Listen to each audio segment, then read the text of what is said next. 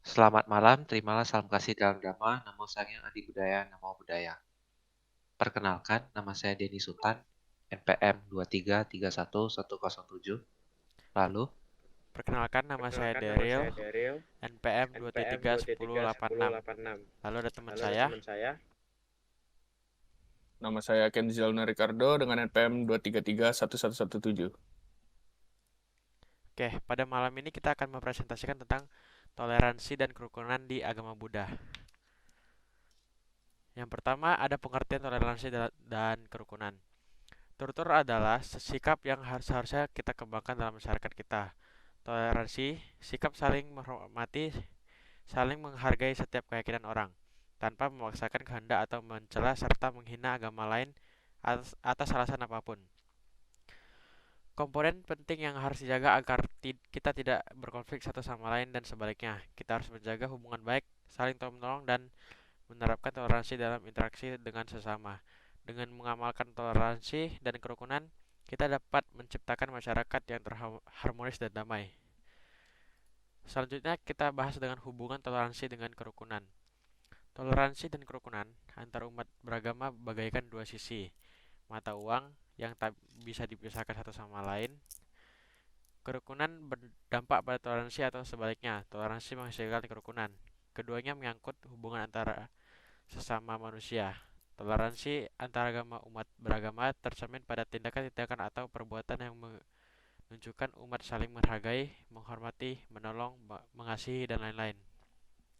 Selanjutnya akan disampaikan oleh rekan saya.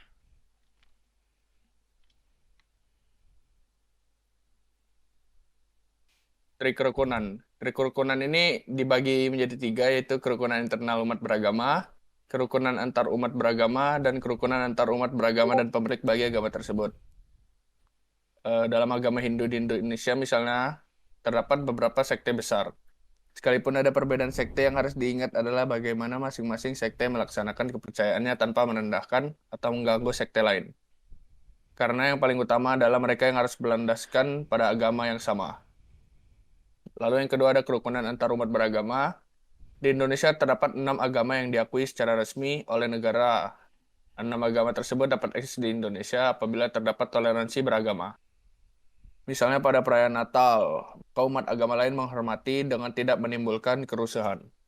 Lalu yang ketiga ada kerukunan antara umat beragama dan pemerintah. Pemerintah memiliki andil besar dalam menjaga ketentraman dan kerukunan hidup beragama. Para tokoh agama dapat bersinergi dengan pemerintahan dalam menjaga keutuhan persatuan dan kesatuan bangsa. Pemerintah turut mendukung keberlangsungan agama-agama di Indonesia dengan adanya Kementerian Agama. Lalu, selanjutnya ada cara mencapai kerukunan. Cara mencapai kerukunan itu untuk membina dan memupuk sikap hidup rukun, Sang Buddha menganjurkan. Terdapat 6 dharma yang bertujuan agar kita saling mengingat, saling mencintai, saling menghormati, saling menolong, saling menghindari percekcokan, yang akan menunjang kerukunan, persatuan, dan kesatuan. Keenam dharma itu adalah, akan dilanjutkan dengan teman saya. kerukunan itu sangat penting. 6 cara untuk mencapai kerukunan. Yang pertama, memancarkan cinta kasih atau yang biasa kita bilang metta dalam perbuatan kita sehari-hari. Maka kedamaian, keharmonisan, dan kerukunan dan persatuan akan terwujud. Yang kedua, menggunakan cinta kasih dalam setiap ucapan berbicara dengan etikat baik. Tak menyebarkan isu, gosip, dan fitnahan. Yang ketiga, selalu mengarahkan pikiran pada kebajikan. Sama sekali tidak menginginkan orang lain celaka.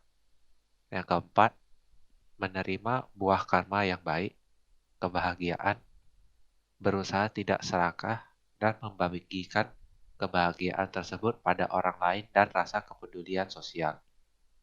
Yang kelima, melaksanakan moral atau yang biasa kita sebut dengan sila. Etika dengan sungguh-sungguh dalam pergaulan bermasyarakat. Tidak berbuat sesuatu yang melukai perasaan orang lain. Yang terakhir, keenam, mempunyai pandangan yang sama, yang bersifat membebaskan diri dari penderitaan dan membawanya berbuat sesuai dengan pandangan tersebut. Hidup harmonis tidak bertengkar karena perbedaan pandangan. Anggutara Nikaya 111-288-289. Menjaga kehidupan antar umat beragama dengan cara sebagai berikut. Kita sangat perlu untuk menjaga kehidupan antar umat beragama, karena dengan ini kita bisa menjalankan hidup dengan tenang. Yang pertama, menghilangkan perasaan curiga atau permusuhan terhadap pemeluk agama lain. Karena tidak ada gunanya kita merasa curiga dengan siapapun. Karena yang kita tahu itu belum tentu benar. Yang kedua, jangan menyalahkan agama seseorang apabila dia melakukan kesalahan, tetapi salahkan orangnya.